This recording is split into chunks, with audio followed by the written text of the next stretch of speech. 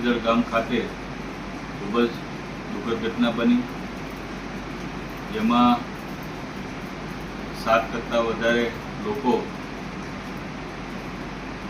ઇકોમાં સવાર હતા, જેના મૃત્યુ થયા છે અને મોટાભાગના જે લોકો મૃત્યુ પામ્યા એમાં મહિલાનું પ્રમાણ વધુ છે. ત્યારે આજે મુખ્યમંત્રી રાહત ફંડમાંથી એમને સહાય મળે એના માટે મેં માનનીય મુખ્યમંત્રીશ્રીને એક પત્ર લખ્યો છે કે જે અમારા મત વિસ્તાર લાઠીદળ ગામના જે 7 વ્યક્તિઓ મૃત્યુ પામ્યા છે, જેમાં મંજુલાબેન, રીનાબેન, શારદાબેન, બાબુભાઈ, ઉર્વશીબેન, નીતાબેન ને રીતુબેન એક જ પરિવારના સભ્યો હતા, જેઓ પોતાના દેવસ્થાનથી દર્શન કરી અને પોતાના ઘરે પરત ફરતા ત્યારે ઓચિંતા પાણીનો પ્રવાહ ખૂબ વધી ગયો અને આખો ઇકો જે છે એ તણાઈ ગયો. એટલે આ ખૂબ જ દુઃખદ ઘટના બની છે. ત્યારે એમના આત્માને ભગવાન શાંતિ બક્ષે તેવી પણ હું પ્રાર્થના કરું છું અને ફરી વખત આવી ઘટના ન બને તેવી રીતના મેં તંત્રને પણ સૂચના આપી છે, સ્થળ પણ વિઝિટ કરી છે. અને સાથોસાથ આ જે લાઠીદળથી જે ઘટના બની એમાં ખાસ કરીને ઘણા સમયથી ત્યાં રોડ બનાવવાની કામગીરી બાકી રહી ગઈ છે. એટલે ટૂંક જ સમયમાં ત્યાં રોડ બનાવવાની કામગીરી પણ થાય તેવી પણ હું સરકાર પાસે માગણી કરું છું.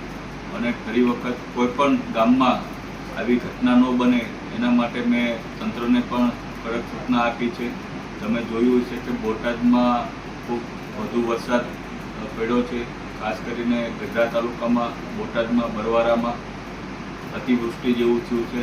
મેં પોતે મામલતદાર સાથે રાખી અને ઘણા બધા સોસાયટીની વિઝિટ ઉપર ઘણા બધા સોસાયટીઓમાં 5-5, 7-7 ફૂટ સુધી પાણી ગરી ગયા છે દબાણોને કારણે.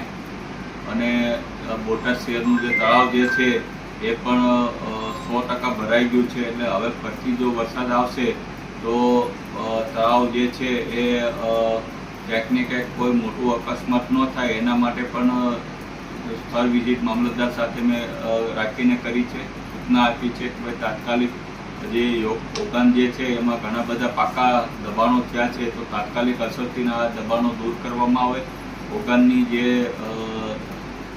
ભરતી છે એ ખૂબ જ દબાણ છે, તો એને પણ નીચું ઉતારવામાં આવે, જેથી કરીને તળાવ વધારાનું જે પાણી જે છે ઓગાનના મારફત બહાર નીકળી જાય.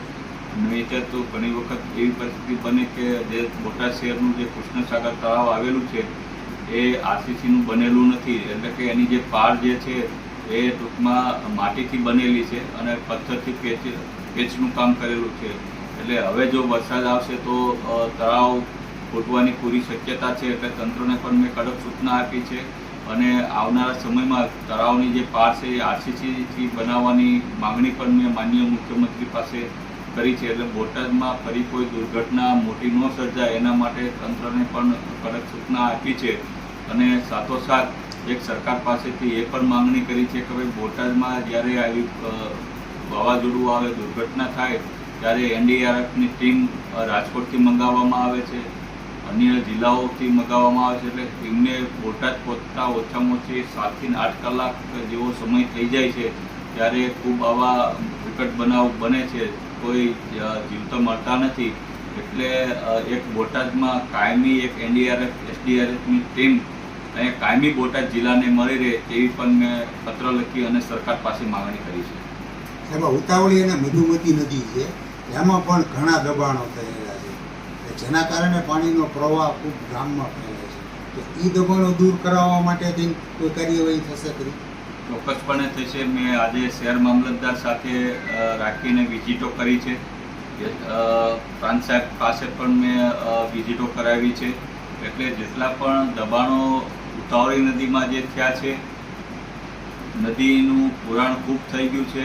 જે પ્રમાણે નદીની ઊંડાઈ હોવી જોઈએ એ ઊંડાઈ રહી નથી. એટલે જ્યારે વધુ વરસાદ બોટાદમાં આવે છે ત્યારે ઉતાવળી નદી અને મધુમતી નદી એ પુરાણના કારણે આખું પાણી જે છે એ શહેરમાં પસરી રહ્યું છે.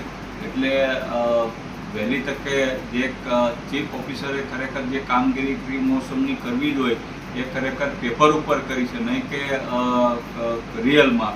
એટલે ક્યાંક ને ક્યાંક છતી બોટાદ નગરપાલિકાની આમાં ચોક્કસપણે જોવા મળી રહી છે.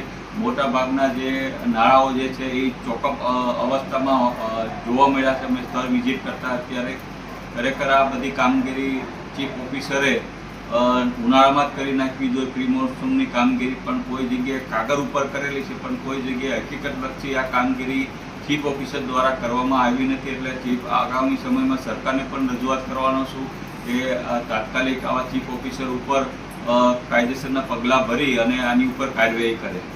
આ અતિવૃષ્ટિ વરસાદના કારણે સ્થળ મુલાકાત કોઈની લીધેલી કરી બોટાદ પ્રોપરમાં કે જ્યાં જે લોકો આ ઘટનાથી પહેલાં થયેલા છે એની કોઈ મુલાકાત કરી તમારી? આજે મારી સ્થળ મુલાકાત હું અને શહેર મામલતદાર દ્વારા મોટાભાગના બોટાદ શહેરના વિસ્તારોમાં અમે મુલાકાત લીધી હતી. જેમ કે આપણે ભાવનગર રોડમાં પાટીદાર રેસિડેન્સીમાં ગયા હતા, ત્યાં પણ મોટાભાગના મકાનોમાં 2-3 ફૂટ સુધી પાણી ભરાઈ ગયા હતા. એ બાજુમાં જ સોસાયટી આવી રામનિધિ, ત્યાં પણ 4-4 ફૂટ સુધી પાણી ભરાઈ ગયા હતા. મોટાભાગના મકાનોમાં જે લોકો બહેનો મને રજૂઆત કરતા હતા કે ભાઈ એનો જે ઘઉં ચોખા અનાજ બધું પાણીમાં તણાઈ ગયું હતું. એક બહેનનો તો આખો એની દીકરી જ્યારે કરિયાવર આણું તેડવા એનો આખો કરિયાવર પણ પાણીમાં તણાઈ ગયો હતો. આવી ઘણી બધી ઘટનાઓ બોટાદ શહેરમાં બની છે. એટલે